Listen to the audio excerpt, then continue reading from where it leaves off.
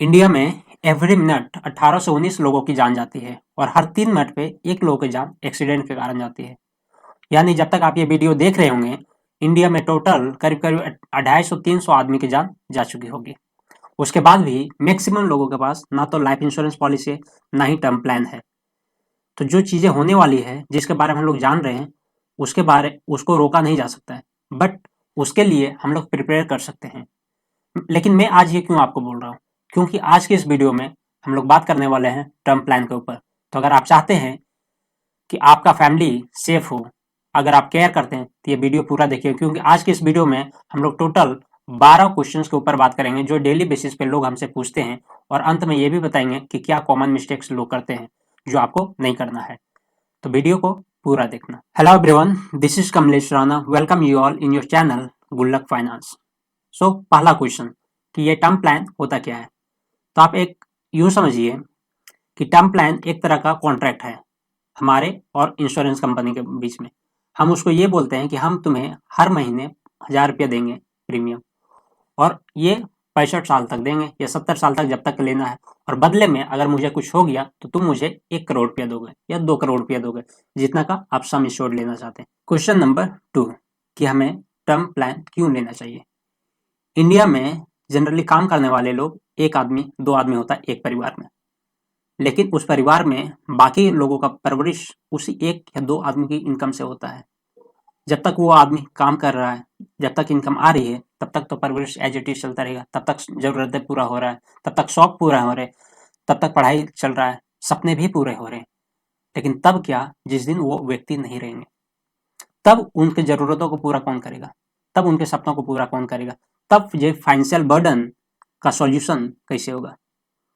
उसी के लिए है ये टर्म प्लान, कि जिस दिन आप नहीं रहें, आपके बदले में फाइनेंशियल सिचुएशंस को पूरा करने के लिए टर्म इंश्योरेंस कंपनी आपके परिवार को एक अच्छा खासा लमसम अमाउंट देगी। 1 करोड़, 2 करोड़, जितने की आप सम इंश्योर्ड लेते हैं। क्वेश्चन नंबर 3 कि टर्म प्लान किसे लेना चाहिए। देखिए, टर्म प्लान हेल्थ इंश्योरेंस के जैसा फैमिली के सारे मेंबर्स के लिए जरूरत नहीं है। सिर्फ उसी मेंबर्स को जरूरत है जो अर्निंग मेंबर है, जो पैसा कमा रहा है।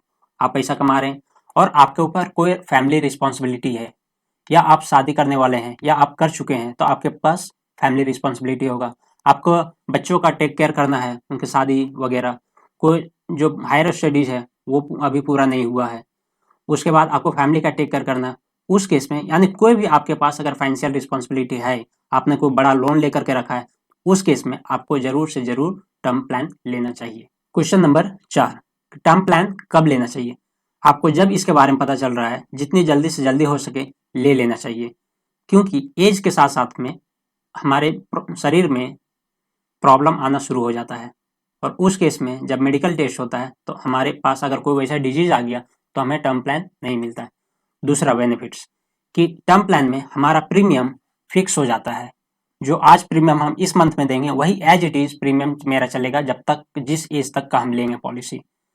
तो अगर आज कोई 25 साल का है और 1000 रुपया महीना प्रीमियम दे रहा है, जब वो 55 साल का हो जाएगा उस टाइम भी 1000 रुपया ही दे रहा होगा। लेकिन आज से 30 साल बाद 1000 रुपया बहुत छोटा रकम हो जाएगा, तो उतना फर्क नहीं पड़ेगा। तो इसलिए जितना कम उम्र में ले उतना ज्यादा बेटर है। क्वेश्चन नंबर 5, टर्म प्लान कितना का लेना चाहिए। उसके लिए सबसे पहले आप अपना एनुअल खर्च नोट डाउन कर लीजिए। इसके ऊपर हम लोगों ने एक डिटेल वीडियो बना के रखा है कैश फ्लो बजटिंग का, अगर आपने नहीं देखा है तो आप जरूर से जरूर देखिए। तो आप अपने एनुअल खर्च को नोट डाउन कर लीजिए, उसको 15 से 20 गुना उसके साथ में ऐड कर दीजिए।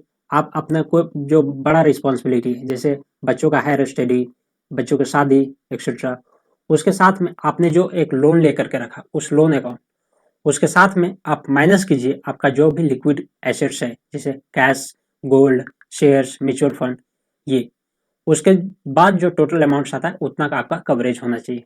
दूसरा तरीका है, अभी जो आपका एनुअल इनकम है उसका 20 से 25 गुना, यानी अगर किसी का एनुअल इनकम 10 लाख है तो उसे 2 से 2.5 करोड़ का टर्म प्लान ले लेना चाहिए। क्वेश्चन नंबर 6, टर्म प्लान लेने का क्या एलिजिबिलिटी क्राइटेरिया है। क्या सभी को टर्म प्लान मिल जाता है? Absolutely no. टर्म प्लान लेने से पहले टर्म इंश्योरेंस कंपनी दो तरह का अंडरराइटिंग्स करती है, एक आपका फाइनेंशियल लेवल पे, दूसरा मेडिकल लेवल पे। फाइनेंशियल केस में अगर आप सैलरी क्लास पीपल हैं तो आपसे आईटीआर मांगे जाएगा पिछला 3 साल का, और साथ में आपका सैलरी स्लिप भी मांगती है। दूसरा, अगर आप बिजनेसमैन हैं तो उस केस में आपका 3 साल का आईटीएस मांगा जाएगा और साथ में कंप्यूटेशन ऑफ टैक्स भी।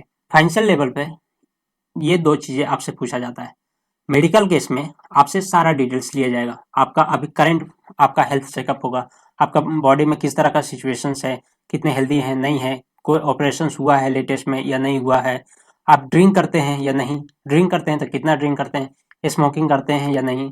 जनरली ड्रिंकिंग और स्मोकिंग का केस में उन लोग का प्रीमियम ज़्यादा आता है। तो ड्रिंकिंग और स्मोकिंग सिर्फ आपके हेल्थ नहीं, फाइनेंशियल हेल्थ के लिए भी सही नहीं है। उसके साथ में आपसे एजुकेशनल बैकग्राउंड भी पूछा जाता है। पहले मैक्सिमम कंपनी सिर्फ ग्रेजुएट्स को ही टर्म प्लान देती थी, बट अब बहुत सारी कंपनीज 10th और 12th पास लोगों को भी टर्म प्लान देने लगी है। वो कंपनी टू कंपनी डिपेंड्स करता है। क्वेश्चन नंबर 7, टर्म प्लान के साथ में आपको कौन कौन सा राइडर्स लेना चाहिए। सबसे पहला राइडर्स वो है क्रिटिकल इलनेस। अगर आपके बॉडी में कोई क्रिटिकल इलनेस डायग्नोस होता है, जैसे cancer, kidney failure, heart attack, stroke, इस तरह का, तो आपको एक लमसम सम एश्योर्ड आपको मिल जाता है जितना का आपने लिया हुआ है वो राइडर्स। दूसरा आपको लेना है प्रीमियम वेवर्स। प्रीमियम वेवर वो होता है अगर आपके बॉडी में क्रिटिकल इलनेस या फिर आपका बॉडी परमानेंट डिसेबल हो जाता है तो आपका बाकी का प्रीमियम वेब ऑफ हो जाता है, माफ हो जाता है, आपको प्रीमियम नहीं देना है और आपका policy as it is active रहता है। तीसरा राइडर आपको लेना है वो है पर्सनल एक्सीडेंट। पर्सनल एक्सीडेंट का केस में अगर आपका एक्सीडेंटल डेथ होता है या फिर बॉडी परमानेंट डिसेबल हो जाता है या परमानेंट पार्शियल डिसेबल हो जाता है, उस केस में आपको एक अलग से सेपरेट सम ऑफ एश्योर्ड मिल जाता है जितना का आपने लिया हुआ है अभी पॉलिसी लेते वक्त पर्सनल एक्सीडेंट का। Question number 8, premium payment options. जब आप टर्म प्लान लेते हैं आपको 2 तरह का ऑप्शंस मिलता है प्रीमियम देने के लिए, एक रेगुलर, दूसरा लिमिटेड। रेगुलर, जिससे नाम से पता चल रहा है कि आपको रेगुलर बेसिस पे प्रीमियम देना होगा। एग्जाम्पल्स के लिए राम का एज अभी 30 साल है और वो अपने 65 साल के एज तक का पॉलिसी लिया है, तो 65 माइनस 30 यानी यहाँ से अगले 35 साल तक हर महीना उसको 1000 रुपया पेमेंट्स करना होगा। दूसरा ऑप्शन लिमिटेड। लिमिटेड में इंश्योरेंस कंपनी ये आपके पास ऑप्शन देती है कि आप अगले 5 साल या 10 साल या 15 साल में ही सारा प्रीमियम पे करके आप टेंशन फ्री हो सकते हैं। जिसका रेगुलर इनकम है, जिसका स्टेबल इनकम है, उस केस में उसे रेगुलर ऑप्शन ऑप्ट करना चाहिए। जिसका अनस्टेबल इनकम है या कोई अनस्टेबल बिजनेस है या आपको लगता है कि नहीं यार मुझे टेंशन नहीं पालना है, मैं जल्दी से जल्दी प्रीमियम दे करके अपना टेंशन फ्री होना चाहता हूँ, उस केस में आपको लिमिटेड ऑप्शन पे करना चाहिए। वो पर्सन टू पर्सन डिपेंड करता है। क्वेश्चन नंबर 9, पे out options in case of death. आपके घर वालों को किस तरह से पैसा मिलेगा, लमसम में, दूसरा इनकम प्लान में। लमसम ऑप्शन ये होता है कि आपका सारा का सारा पैसा जितने भी सम एश्योर्ड है वो आपको एक ही बार में मिल जाएगा। अगर को आपने 1 करोड़ का सम एश्योर्ड लिया हुआ है तो 1 करोड़ रुपया आपके घर वालों को एक बार में मिल जाएगा। दूसरा ऑप्शन है इनकम ऑप्शन। उसी 1 करोड़ में से थोड़ा थोड़ा अमाउंट आपको मंथली बेसिस पे आपके घर वालों को मिलता रहेगा। तो अब ये डिपेंड्स करता है पर्सन टू पर्सन। अगर आपको लगता है कि आपके घर वाले पैसे को लेकर के समझदार हैं, वो पैसे का बेटर डिसीजन ले सकते हैं, वो पैसे का बेटर यूज कर सकते हैं, उस केस में आपको लमसम ऑप्शन ऑप्ट करना चाहिए। दूसरा, अगर आपको लगता है कि आपके घर वाले उतने पैसे को लेकर के समझदार नहीं है या पैसे का बेटर डिसीजन नहीं ले सकते हैं, उस केस में आपको इनकम ऑप्शन ऑप्ट करना चाहिए। बाकी हम हमारे चैनल्स को आप सब्सक्राइब कर रखिए और बाकी लोगों को से भी करवाइए। 1% से रिलेटेड जितने भी फाइनेंशियल डिसीजंस होंगे, जितने भी फाइनेंशियल लिटरेसी होगी, ये सारे के सारे आपको इस चैनल पे मिलने वाला है। क्वेश्चन नंबर 10, लोग अक्सर पूछते हैं कि मैं ड्रिंक करता हूँ या स्मोकिंग करता हूँ, क्या मुझे सच बोल देना चाहिए? Absolutely yes. आप ड्रिंकिंग करते हैं या स्मोकिंग करते हैं या आपके जो भी मेडिकल कंडीशंस है, जो भी हेल्थ का कंडीशंस है, आपको एज इट इज सारा का सारा सच बोल देना चाहिए। अगर आप झूठ बोलते हैं, अगर आप ड्रिंकिंग करते हैं या स्मोकिंग करते हैं और अगर आप अभी झूठ बोल दिए, अगर बाद में पता चलता है कि आपका डेथ ड्रिंक की वजह से हुआ है या फिर स्मोकिंग की वजह से हुआ है, उस केस में आपका क्लेम से रिजेक्ट हो जाएगा। तो एक छोटा सा झूठ, आपका सारा प्रीमियम पेमेंट्स खत्म। आप जो सेफ्टी के लिए लिए थे, आप जो सोच के लिए थे टर्म प्लान कि मेरा परिवार सेफ रहेगा, उसे कोई फाइनेंशियल दिक्कत नहीं आएगी, वो आपका खत्म हो जाएगा। इसलिए जो भी कंडीशन है एज इट इज आप पॉलिसी लेते वक्त उसको बताइए। क्वेश्चन नंबर 11, सबसे ज्यादा पूछा जाने वाला सवाल कि टर्म इंश्योरेंस किस कंपनी का ले और कहाँ से ले। देखिए, कंपनी चूज करने से पहले कुछ कुछ चीज़ें आपको ध्यान देना है। सबसे पहला कि उसका ब्रांड वैल्यू, वो कंपनी का ब्रांड वैल्यू कैसा है, उसका मार्केट में रेपुटेशन कैसा है। दूसरा चीज़ जो आपको देखना है वो है कि उसका एक्सपीरियंस, उस कंपनी का मार्केट में कितना एक्सपीरियंस है उस इंडस्ट्री का, कहीं ऐसा तो नहीं वो 1 साल या 2 साल पुराने कंपनी से। तीसरा चीज़ आपको जो देखना है वो claim settlement ratio. Claim settlement ratio वो होता है, वो बताता है कि जितना क्लेम्स उस कंपनी के पास आया उसमें से कितना का सेटलमेंट वो किया है। बट ये रेशियो मैनेजेबल है। कैसे एग्जांपल्स मैं आपको देता हूँ। मान लीजिए एक कंपनी के पास 100 क्लेम्स आया एक साल में। 100 क्लेम्स में से 95 क्लेम्स छोटे छोटे अमाउंट्स के थे और 5 क्लेम्स बड़े अमाउंट्स के थे। कंपनी ने वो 5 क्लेम्स रोक दिया और 95 क्लेम्स को सेटल कर दिया। कंपनी का क्लेम सेटलमेंट रेशियो हो गया 95%। तो इसलिए आपको सिर्फ क्लेम सेटलमेंट रेशियो के ऊपर रिलाई नहीं करना है। चौथा चीज जो आपको देखना है वो claim settlement ratio by amount, कि वो जो 100 क्लेम्स आया, अब मान लीजिए 100 क्लेम्स का अमाउंट था 1000 करोड़। 1000 करोड़ में से कितना करोड़ का वो क्लेम सेटल किया, उससे आपको एक बेटर पिक्चर आता है। अब है कि आपको टर्म प्लान कहाँ से लेना है। देखिए टर्म प्लान हो या हेल्थ इंश्योरेंस, इंश्योरेंस का केस में सबसे ज्यादा इंपॉर्टेंट होता है क्लेम्स, कि कौन आपका हेल्प कर रहा है क्लेम्स दिलाने में। अगर कोई क्लेम्स दिलाने में हेल्प नहीं करता है तो वहां से पॉलिसी मत लीजिए, क्योंकि अगर क्लेम्स नहीं मिलता है तो आपका सारा का सारा पॉलिसी वेस्ट चला जाता है। इसलिए क्लेम सबसे इंपॉर्टेंट है। Question number 12, married women protection act, ये आपको लेना चाहिए या नहीं। मेरे हिसाब से ये आपको जरूर से जरूर लेना चाहिए। मैरिड वुमेन प्रोटेक्शन एक्ट आप इंश्योर करता है कि ये पैसा आपके नॉमिनी को मिले श्योर शॉट, इसके ऊपर किसी और भी थर्ड पर्सन का हाथ नहीं हो। अगर आपने लोन लेकर के रखा है या किसी और से कर्ज है थर्ड पार्टी से और वो लीगल केस करता है या किसी भी तरीका से, तो आपके ये जो सम इंश्योर्ड अमाउंट है टर्म प्लान का, इसके ऊपर किसी भी तरीका से कि कोई भी नहीं ले सकता है, चाहे वो कोर्ट के थ्रू या ऐसे भी।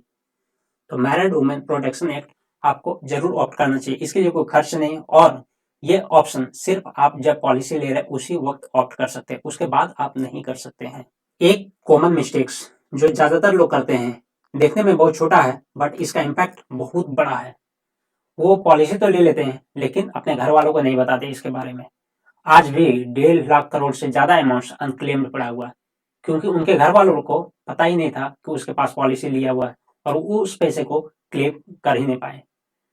तो आप अपने फैमिली मेंबर्स को अपने फाइनेंशियल डिसीजंस में जरूर से जरूर इंक्लूड कीजिए और धीरे धीरे उन्हें भी फाइनेंशियली इलिटरेट कीजिए इस यूट्यूब चैनल के माध्यम से। ये वो मेजर क्वेश्चंस थे जो डेली बेसिस पे लोग हमसे पूछते हैं टर्म प्लान से रिलेटेड। अगर आपको कोई भी डाउट्स है तो आप कमेंट्स करें, हम उसका आपका रिस्पांस जरूर देंगे। दूसरा, अगर अब भी आपको लगता है कि टर्म प्लान मुझे लेना चाहिए नहीं लेना चाहिए, ये वेस्ट ऑफ मनी है, तो आप एक एक्सरसाइज कीजिए।